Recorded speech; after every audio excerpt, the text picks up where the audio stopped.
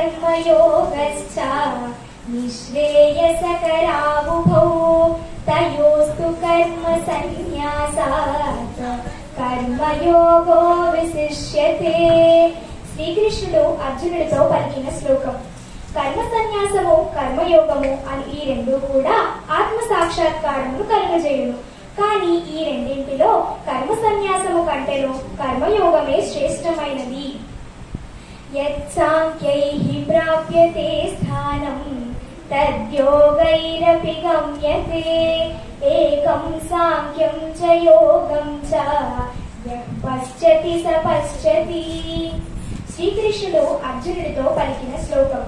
కర్మయోగులు ఏ స్థానాన్ని అయితే పొందుతున్నారో జ్ఞానయోగులు కూడా అదే స్థానాన్ని పొందుతున్నారు. కావున కర్మయోగమును జ్ఞానయోగమును ఒక్కటిగా ఎవరొక్కడు గ్రహించుచున్నాడో అతడే పండితుడు. సన్యాసస్తు మహాబాహో దుఃఖమాతుమయోగతః యోగయుక్తో మునిర్బ్రహ్మా నచిరేనాధిగచ్చతి.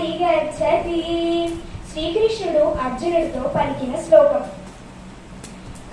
కర్మయోగమును అనుష్ఠించకుండా జ్ఞానయోగమును పొందుట ఎంతో కష్టము. కావున కర్మయోగమును నిత్యం అనుష్ఠించు మనుష్యుడే బ్రహ్మమును శీఘ్రముగా పొందుచున్నాడు.